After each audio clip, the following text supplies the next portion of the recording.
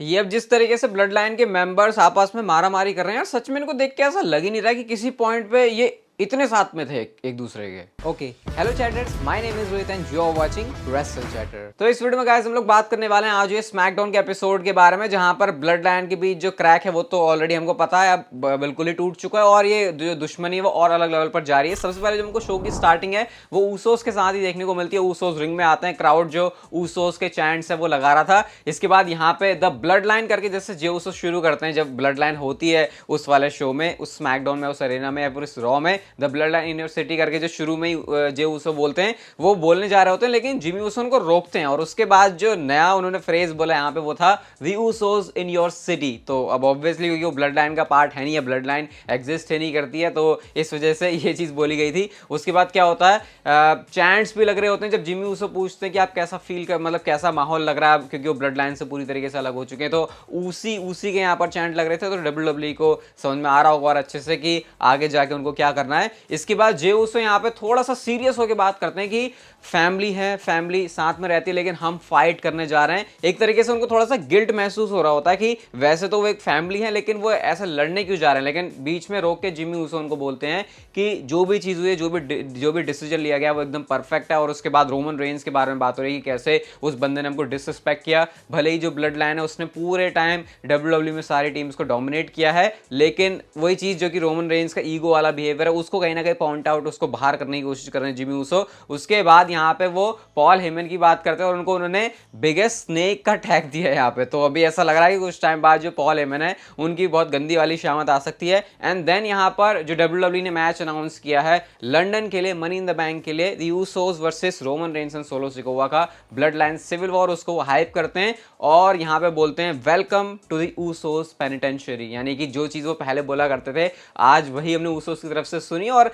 वो सुन के वो देख के थोड़ी सी पुरानी वाली फील आई। ऐसा लग रहा है कि वो पता नहीं किस जमाने में बात बोला करते थे ऊसोस, क्योंकि जब से पूरा ब्लड लाइन वाला दौर शुरू हुआ है उसके बाद ऊसोस को ऐसा बोलने का मौका मिला नहीं है। अभी शो पर ऊसोस की तरफ से और भी कमाल था, उसके बारे में थोड़ी देर में बात करेंगे। लेकिन बैक स्टेज से हमको एक चीज देखने को मिलती है जो था सोलो सिकोवा का अटैक रिज हॉलैंड के ऊपर। और गलती क्या थी रिज हॉलैंड की, सिर्फ इतनी सी कि बंदा सोलो सिकोवा के थोड़ा सा सामने आ गया था, तो सोलो सिकोवा को गुस्सा आ गया, उन्होंने समवन स्पाइक ठोक दिया। उसके बाद शेमस आके चैलेंज करते हैं सोलो सिकोवा को और शो के मेन इवेंट के लिए डब्ल्यूडब्ल्यूई ने सोलो सिकोवा वर्सेस शेमस का जो मैच है उसको अनाउंस कर दिया था।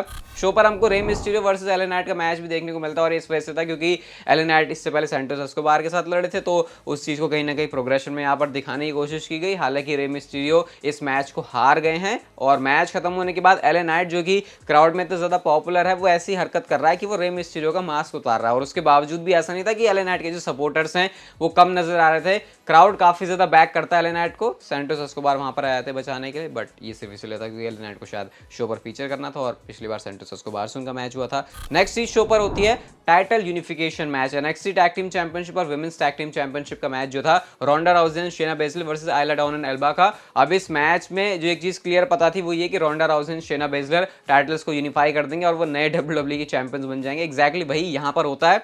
मैं ये भी नहीं बोलूंगा कि इस मैच में कोई ज्यादा एफर्ट डाला गया, ऐसा लगा नहीं कि यूनिफिकेशन मैच होने के बावजूद भी इसमें कुछ अलग लेवल का एफर्ट डाला गया हो। लेकिन इस मैच में विक्ट्री एंड में जब दोनों ही रोंडा राउजी, शेना बेजलर ने सबमिशन मूव लगाया होता है और उनकी टीम को मिल जाती है। मैच खत्म होने के बाद क्योंकि वहां पर रकेल रोड्रिगेज भी होती हैं, वो बताती हैं कि हम तुम्हें चैलेंज करते हैं, तो इस पर थोड़ा सा मजाक उड़ाते हैं शेना बेजलर को, ये कौन से हम की बात हो रही है, तुम तो अकेली नजर आ रही हो यहाँ पे। एंड देन क्या होता है, वही चीज जो एक्सपेक्टेड थी, लिव मॉर्गन आज शो पर वापस आ गई हैं। उनका जो ब्रेक था शोल्डर में, उनको कुछ ना कुछ इश्यू था, वो ज्यादा लंबा नहीं चला और यहाँ पर वापस आ गई हैं। ऐसा कुछ फिजिकल नहीं हुआ, आपस में सामने स्टैंड टॉल करते हैं एक दूसरे के, दोनों मतलब कन्फ्रंट कर रहे होते हैं। एंड देन उसके बाद वहां से रोंडा राउजी, शेना बेजलर चले जाते हैं। तो इसका मतलब कि क्लियर है कि जो Raquel Rodriguez and Liv Morgan है वही होने वाले हैं चैलेंजर्स ये टाइटल यूनिफिकेशन मैच के बाद जो नई यूनिफाइड चैंपियनशिप्स हैं उनके लिए। इसके बाद शो पर आता है द ग्रेसन वॉलर इफेक्ट और अब तक मैंने सही बताऊं ग्रेसन वॉलर इफेक्ट के जो सेगमेंट है उनको काफी एंजॉय किया, लेकिन ये पहली बार मुझे देख के ऐसा लगा कि यार इसमें तो कुछ मजा ही नहीं आया, क्योंकि ये ऐसा देख के फील हो रहा था कि बस प्रिटी डेडली अपनी तारीफें किए जा रहे हैं, क्राउड इरिटेट हो रहा है और वो ऐसा इरिटेट होना था कि उसकी वजह से शायद हो सकता है बहुत सारे फैंस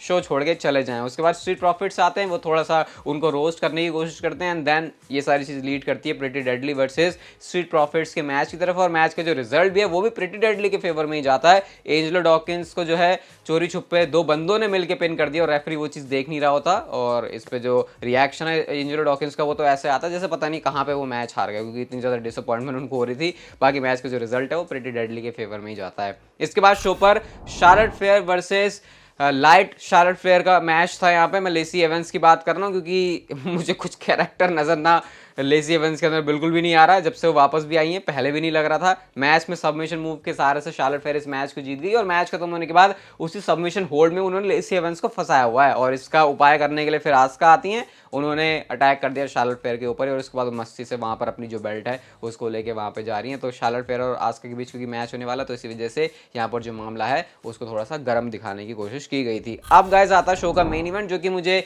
कह सकता हूँ शो पर एकमात्र अच्छी चीज़ लगी, ओपनर और ये जो मेन इवेंट में चीज़ हुई उस चीज़ की बात करूँ। उसके अलावा पता नहीं शो पर क्या था।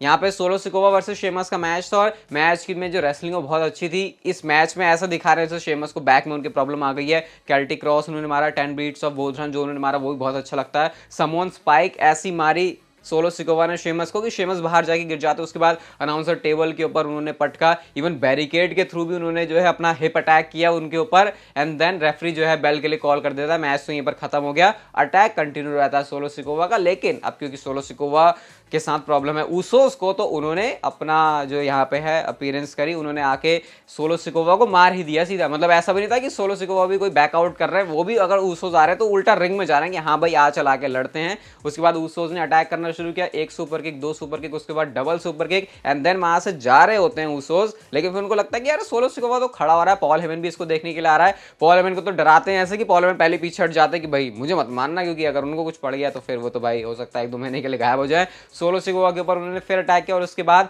डबल स्प्लैश मारते हैं ऊसोस सोलो सिकोवा के ऊपर। ये एक बहुत बड़ा मैसेज था मैं कहूंगा रोमन रेंस के लिए, क्योंकि आज रोमन रेंस शो के ऊपर तो नहीं थे, लेकिन यहां से उन्होंने ये चीज बता दी है कि भाई अब उनके अंदर जो गर्मी है वो आ गई है। अब रोमन रेंस की बात चले तो गाइस एक बहुत बड़ी चीज है आपको बताने के लिए, जो कि इस पॉइंट पर प्योर एक स्पेकुलेशन है, लेकिन एक ऐसी चीज हो सकती है जो कि जैसे मैं आपको बोल रहा था कि WWE बिगड़ चीजें दिखाने वाली है आगे समर स्लैम की तरफ जब हम जा रहे हैं। तो फील्ड का रिटर्न अगेंस्ट रोमन रेंस, अब ये कैसे होगा और क्यों होगा? आपको याद होगा पे बैक ही वो प्रीमियम लाइव इवेंट है जहां पर रोमन रेंस ने यूनिवर्सल चैंपियनशिप जीती थी, और वहां पर उनके अगेंस्ट में जो सुपरस्टार थे वो फील्ड थे, ब्रॉन स्ट्रोमैन भी वहां पर थे। तो WWE एक फुल सर्कल बना सकती है कि कैसे, क्योंकि ब्रे वाइट को वापस लाने के प्लान जो है पेपर्स के ऊपर है, तो फील्ड को वापस लेके आया जाए और सीधा रोमन रेंस के साथ उनको फ्यूड मिला। और वो कैसे होगा? समर स्लैम एक शायद अच्छी जगह हो सकती है WWE के लिए कि वो फील्ड का रिटर्न करवाए, क्योंकि वहां पर WWE ऑलरेडी बहुत सारी बड़ी चीजें प्लान कर रही है। एंड देन उसके बाद रोमन रेंस और फील्ड का मैच होगा। और क्यों फील्ड का मैच होगा उसके पीछे एक और रीजन है कि WWE को पता है फील्ड एक बहुत ही हॉट स्टार रहा था उनकी कंपनी में जब तक वो WWE में थे, जब तक उनका सही तरीके से यूज हो रहा था। और उससे बढ़िया तरीका क्या होगा कि उनको अभी WWE के करंट हॉटेस्ट सुपरस्टार के सामने रखा जाए। तो Roman Reigns and field WWE को पता है एक ब्लॉकबस्टर मैच हेडलाइन जरूर बना सकता है, और इससे ये भी होगा कि अगर फील्ड वापस आएंगे तो वो एकदम से रेलिवेंट हो जाएंगे, उनको ज्यादा कोई प्रॉब्लम होगी नहीं। और जैसे मैंने आपसे कहा लास्ट टाइम में पेबैक में था, इस बार भी पेबैक में होगा, तो वो जो सारे डॉट्स है WWE को अपनी स्टोरी लाइन में कनेक्ट करने में बहुत ज्यादा मजा आता है। तो ये एक प्लान है जो कि WWE कर सकती है। अभी इस पॉइंट में आपको बताया था ये कोई रिपोर्ट नहीं है, ये कोई ऐसा नहीं है कि रूमर निकल के आया, ये एक प्योर स्पेकुलेशन है चीज़ों को देखते हुए कि हाँ WWE अपने जो मिक्सिंग है या फिर जो स्टोरी लाइन में चीज़ें वो आगे कैसे चला सकती है। एक मस्त चीज़ तो होगी वैसे, क्योंकि फील्ड ही वो कैरेक्टर है जो कि पता नहीं अपने कौन कौन से पर्सोनास दिखा सकता है, और इसकी वजह से हमको रोमन रेंस का भी एक वो साइड देखने को मिलेगी जो कि शायद अभी अनएक्सप्लोर्ड है। फील्ड के साथ उन्होंने चैंपियनशिप जीती जरूर, लेकिन ऐसा नहीं था कि उन्होंने आगे कोई फ्यूड कंटिन्यू करी है। और ये भी काफ़ी अलग अलग चीज़ें देखने के लिए कि हॉटेस्ट सुपरस्टार्स रहे दोनों रोमन रेंस एंड फील्ड अपनी कंपनी के, लेकिन अभी तक इन्होंने ऐसे आमने सामने लड़ा नहीं, सिवाय उस मैच के जिसमें रोमन रेंस को चैंपियनशिप जीतने को मिली थी। आप लोग बताना आप इस मैच के बारे में क्या सोचते हो। ये वीडियो गाइस अगर आपको अच्छी लगी तो उसे लाइक शेयर सब्सक्राइब और नोटिफिकेशन बेल को ऑन कर दो, and see you guys in my next video.